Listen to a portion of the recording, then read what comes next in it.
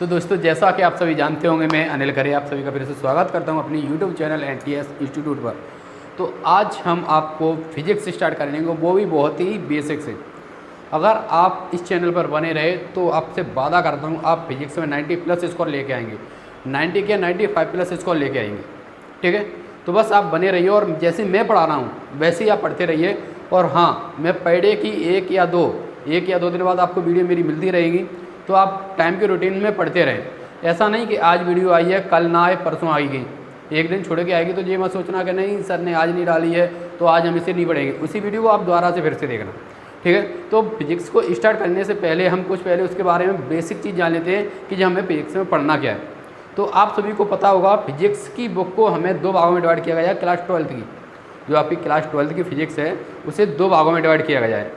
तो हम सबसे पहले जो बुक पढ़ते हैं, सबसे पहले हम फर्स्ट बुक को पढ़ते हैं और फर्स्ट बुक के बारे में जान लेते हैं कि अपने को फर्स्ट बुक में पढ़ना क्या क्या है। ठीक है फ्रेंड्स, तो आप बस हमारे साथ बने रहिए। और इसी प्रकार से अगर आपने अभी तक चैनल को सब्सक्राइब नहीं किया तो चैनल को सब्सक्राइब भी जरूर कर लें। ठीक है फ्रेंड्स, तो फर्स्ट बुक में आपको पता होगा जो आपकी फर्स्ट बुक है वो आपकी विद्युत चुम्बकत्व है। विद्युत चुम्बकत्व में आपकी सारी की सारी फर्स्ट बुक कम्प्लीटली ख़त्म हो जाती है, जिसे आप इलेक्ट्रोमैग्नेटिज्म बोलते हैं। इंग्लिश में क्या बोलते हैं इसे वो दोस्तों? इलेक्ट्रोमैग्नेटिज्म, यानी कि विद्युत चुम्बकत्व। विद्युत चुम्बकत्व, विद्युत चुम्बकत्व के अंतर्गत हम फर्स्ट बुक को कम्प्लीटली ख़त्म कर देती है, जिसे इंग्लिश में इलेक्ट्रोमैग्नेटिज्म बोलते हैं। ठीक है, अब इलेक्ट्रोमैग्नेटिज्म यानी कि विद्युत चुम्बकत्व को 2 भागों में डिवाइड किया गया है। अब इन्हें 2 भागों में डिवाइड किया गया है और 2 भाग कौन कौन से हैं तो उन्हें जान लो पहले। तो विद्युत चुम्बकत्व का जो फर्स्ट भाग है, कौन सा फर्स्ट पार्ट, उसे अपन स्तर वैद्युतिकी कहते हैं, स्तर वैद्युतिकी। ठीक है, और सेकंड भाग होता है, फर्स्ट को क्या कहते हैं? स्तर वैद्युतिकीय, और सेकंड को कहते हैं बिजली गति विज्ञान, बिजली गतिमान या गति विज्ञान भी कह सकते हैं आप। ठीक है फ्रेंड्स, तो समझ रहे होंगे स्तर विद्युतिकी और बिजली गति विज्ञान या गतिमान। तो विद्युत चुम्बकत्व को इंग्लिश में इलेक्ट्रोमैग्नेटिज्म बोलते हैं, इसलिए इसे 2 भागों में डिवाइड किया गया था। पहला is electrostatics and second is electrodynamics. Electrodynamics और इलेक्ट्रोस्टैटिक्स 2 भागों में डिवाइड किया गया था। इलेक्ट्रोस्टैटिक्स में क्या होता है, जो आवेश होता है वो स्तर होता है, यानी कि रुका हुआ होता है। वो इलेक्ट्रोडायनामिक्स, डायनामिक्स माने होता है घूमना, यानी कि गतिमान, जो गतिमान हो यानी कि घूम रहा हो या एक स्थान से दूसरे स्थान तक जा रहा हो। इसलिए इसमें जो शब्द लगा है वो लगा है स्तर, इसलिए इसका अपन दूसरा जो नाम बोलते हैं, क्या बोलते हैं? स्तर आवेश। क्या बोलते हैं दोस्तों? स्तर आवेश। चार्ज इज रेस्ट, इंग्लिश में बोलेंगे से क्या? Charge is rest. और बिजली गति विज्ञान को हम गतिमान आवेश भी बोलते हैं। क्या बोलते हैं? गतिमान आवेश। ठीक है, क्योंकि इसमें जो आवेश होता है वो गति करता रहता है, इसलिए अपन इसे गति विज्ञान या गतिमान आवेश भी कहते हैं। ठीक है फ्रेंड्स, तो जैसे कि आप जानते हो स्तर आवेश को 2 भागों में डिवाइड किया गया है, यानी कि स्तर वैद्युतिकी को 2 भागों में डिवाइड किया गया है। अब 2 भाग कौन कौन से इसके, वो भी अलग अलग है। जैसे अगर फर्स्ट भाग पर चर्चा की जाए इलेक्ट्रोस्टैटिक्स के, अगर फर्स्ट भाग पर चर्चा की जाए कि इलेक्ट्रोस्टैटिक्स में फर्स्ट भाग में क्या क्या आता है, तो आपको इसमें देखने को मिलेगा विद्युत आवेश तथा क्षेत्र। क्या देखने को मिलेगा दोस्तों? फर्स्ट भाग में आपको इलेक्ट्रोस्टैटिक्स में यानी कि स्तर विद्युतिकी में फर्स्ट भाग में आपको देखने को मिलेगा विद्युत आवेश तथा क्षेत्र।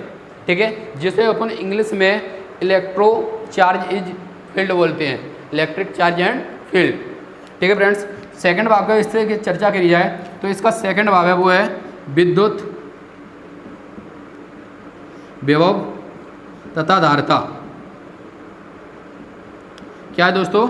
विद्युत विभव तथा धारिता। विद्युत को इलेक्ट्रिसिटी बोलते हैं, विभव को पोटेंशियल एंड धारिता को कैपेसिटी। ठीक है फ्रेंड्स, तो आप सभी जानते होंगे इन छोटी छोटी चीज़ों को। तो वैसे भी अपन फिजिक्स को स्टार्ट करेंगे तो अच्छी तरीके से करेंगे और अच्छे ढंग से स्टार्ट करेंगे। ठीक है, आपको कोई भी प्रॉब्लम नहीं आएगी, इसका हम आपसे चैलेंज देते हैं। अगर आपको फिजिक्स मेरे हिसाब से पढ़ोगे तो आप 95+ स्कोर लेके आएंगे, ये हम आपसे वादा करते हैं।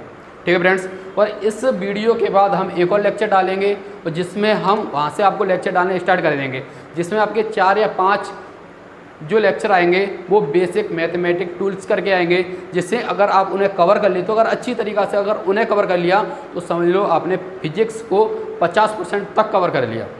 आप फिजिक्स को 50% तक उन 5 वीडियो में कवर कर लोगे और आपको फिजिक्स में कहीं भी कोई भी दिक्कत नहीं आएगी।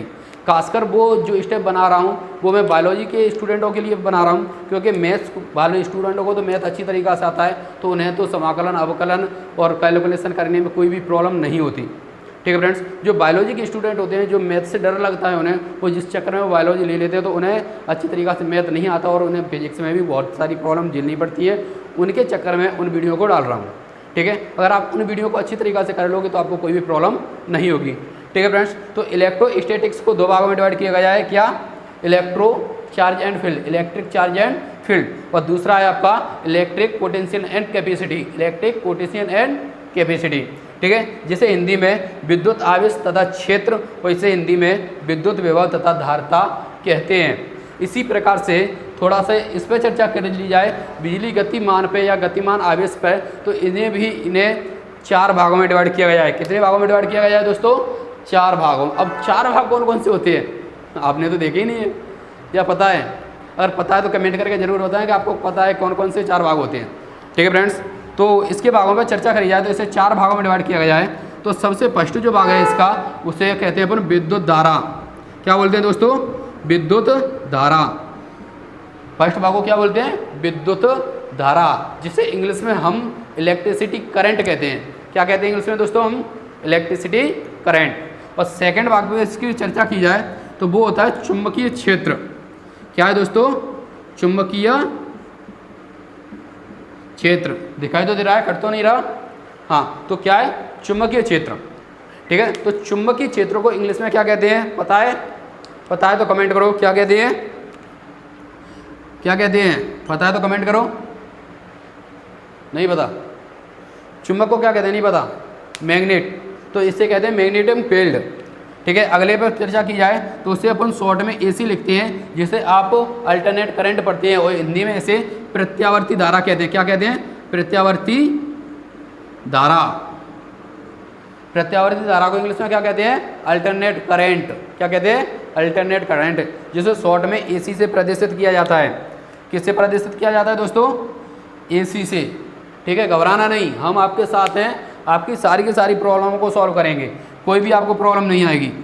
ठीक है, और फोर्थ, अब इसे चौथे क्वेश्चन भाग में डिवाइड किया जाए तो वो है आपका विद्युत चुंबकीय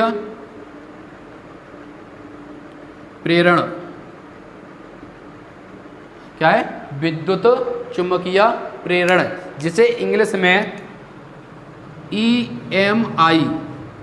EMI शॉर्ट में, अगर मैं कहीं पे भी EMI लिखूं तो आप समझ जाना कि वहाँ पे क्या लिख रहा है? विद्युत चुंबकीय प्रेरण, इलेक्ट्रिसिटी मैग्नेटिक एंड इंडक्शन।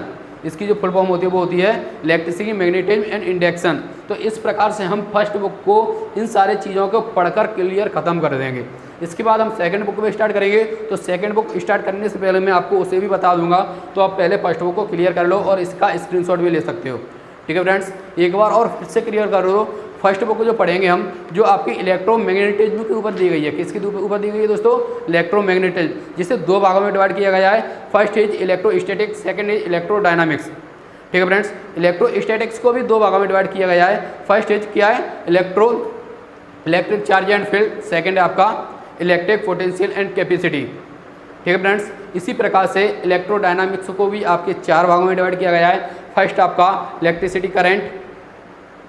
ठीक है फ्रेंड्स, फर्स्ट क्या है? इलेक्ट्रिसिटी करंट, जिसे विद्युत धारा कहते हैं। दूसरा है आपका मैग्नेटिज्म फील्ड, जिसे चुंबकीय क्षेत्र बोलते हैं। क्या है? Magnetism field. और थर्ड है आपका AC, जिसे प्रत्यावर्ती धारा कहते हैं और जिसे इंग्लिश में अल्टरनेट करंट भी कहा जाता है। ठीक है, और फोर्थ है आपका EMI, इलेक्ट्रिक मैग्नेटिज्म इंडक्शन, जिसे विद्युत चुंबकीय प्रेरण कहते हैं।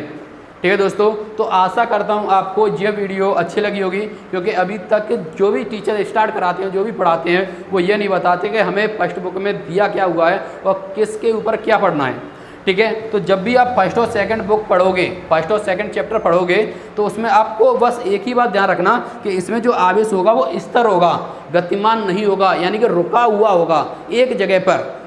समझ रहे हो ना। जैसे लाइट चली जाता है तो बल्ब जलता नहीं है, आपने देखा होगा, अगर लाइट चली जाए तो बल्ब जलता नहीं है, तो क्या हो जाता है, उसमें धारा प्रवाहित नहीं होती है, आवेश प्रवाहित नहीं होता है, तो वो इस तरह हो जाता है। इसी प्रकार से फर्स्ट और सेकंड चैप्टर में जो भी चीज़ पढ़ेंगे वो इस तरह आवेश से रिलेटेड होगी, इसमें जो आवेश है वो गतिमान नहीं होगा। ठीक है दोस्तों। और इसके बाद सेकंड भाग में जो चर्चा की जाएगी, जिसमें विद्युत धारा, चुंबकीय क्षेत्र, प्रत्यावर्ती धारा और विद्युत चुंबकीय प्रेरण, इसमें जो आवेश होगा वो गतिमान होगा, गतिमान यानी दौड़ रहा होगा, इस प्रकार से प्रत्येक में दौड़ेगा, इसमें चुपचाप बैठ जाएगा, जैसे बीमारी नहीं हो जाती है आदमी डरा रह जाता है, इस प्रकार से, और इसमें दौड़ेगा, तेज दौड़ेगा, क्योंकि उसे नौकरी के लिए तलाश में जाना है, समझ रहे हो ना। तो इस प्रकार से इन 4 चैप्टरों में कौन कौन से, विद्युत धारा, चुंबकीय क्षेत्र, प्रत्यावर्ती धारा, विद्युत चुंबकीय प्रेरण, इनमें जो आवेश होगा वो गतिमान होगा यानी दौड़ेगा। ठीक है फ्रेंड्स। तो इसी प्रकार से हम आपके लेक्चर को यहीं पर समाप्त करें, क्योंकि ये हमारा फर्स्ट डे है और इसमें हम आपको बस यही बताने वाले थे कि अपन को फर्स्ट बुक में पढ़ना क्या क्या है। ठीक है। और कल मैं आपको बेसिक मैथमेटिक्स टूल करके कुछ वीडियो डालूंगा और वहाँ से आपकी वीडियो स्टार्ट हो जाएंगी फ्राइडे की डालना। ठीक है। आपकी हफ्ते में 3 वीडियो डलेंगी, एक दिन छोड़ के एक दिन, एक दिन छोड़ के एक दिन। आप हम पे विश्वास रखें, हम आपके सिलेबस को कंप्लीट ख़त्म करा देंगे, कोई भी प्रॉब्लम आपको नहीं आएगी, ये हम आपसे वादा करते हैं। ठीक है। बस आप हमारे साथ बने रहें। अगर आपने अभी तक मेरे YouTube चैनल को सब्सक्राइब नहीं किया है तो प्लीज़ पहले जाके मेरे YouTube चैनल को सब्सक्राइब कर दें और साथ ही साथ इसे अपने दोस्तों को भी शेयर कर दें, क्योंकि यह बिल्कुल फ्री होने वाला है। ठीक है। और यहाँ पर हम आपको एक और चीज़ बेनिफिट देंगे कि आपके जो नोट्स होते हैं वो भी आपको कहीं पे उसके लिए ढूंढने की ज़रूरत नहीं पड़ेगी और उन्हें भी हम आपको फ्री में प्रोवाइड कराएंगे। कितने में? फ्री में, फ्री ऑफ कॉस्ट। जो भी आपके नोट्स होते हैं वो आपको फ्री ऑफ कॉस्ट मिलेंगे, आपको कोई भी चार्ज उनका अलग से नहीं देना होगा, ना ही आपसे कोई चार्ज लिया जाएगा। ठीक है। 12th क्लास की आप फिजिक्स यहाँ से बिल्कुल फ्री कर सकते हैं। बस आपने अगर चैनल को सब्सक्राइब नहीं किया है तो चैनल को सब्सक्राइब कर लें। आपको बस 2 ही काम करने हैं, चैनल को सब्सक्राइब करना है, वीडियो को शेयर करना है, लाइक करना है और कमेंट करना है। बस आपको इतनी सी हेल्प करनी है हमारी, और उसके बाद हम आपको बिल्कुल फ्री में आपको नोट्स और साथ ही साथ में आपकी जो प्रिपरेशन होती है उसे बहुत अच्छा करेंगे। ठीक है। बस आप रेगुलरिटी बना के रखना। अगर एक दिन क्लास नहीं आती है तो आप उस वीडियो को, पीछे की जो वीडियो है उसे दोबारा से रिपीट कर लेना, क्योंकि अगर आप कहते हैं ना अगर सीढ़ी पर चढ़ना है तो पहली सीढ़ी पे, फिर दूसरी, फिर तीसरी, फिर चौथी, फिर पाँचवीं, फिर छठी, फिर सातवीं, इस प्रकार से चढ़ोगे तो आप कभी भी ठोकर नहीं खाओगे, ना ही कभी भी गिरोगे। ठीक है। अगर आपने ठोकर खाई और आप अच्छी तरीक़े से गिर गए, अगर फिर नहीं उठ पाए तो समझ लो राग रट्टा फेल है।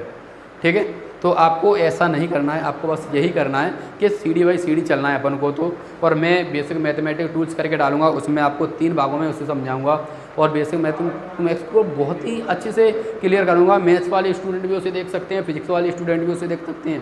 ठीक है। हाँ, खासकर मैं बायोलॉजी वाले स्टूडेंट के लिए डाल रहा हूँ, क्योंकि बायोलॉजी के जो स्टूडेंट होते हैं वो मैथ्स में थोड़े पुअर होते हैं, कमज़ोर होते हैं। ठीक है। और उनकी कमज़ोर होने के कारण जो उनकी जो फिजिक्स होती है वो उन्हें कठिन लगने लगती है, और उस कठिन चीज़ को ही हम सरल करने के लिए उस 5 वीडियो को डाल रहे हैं।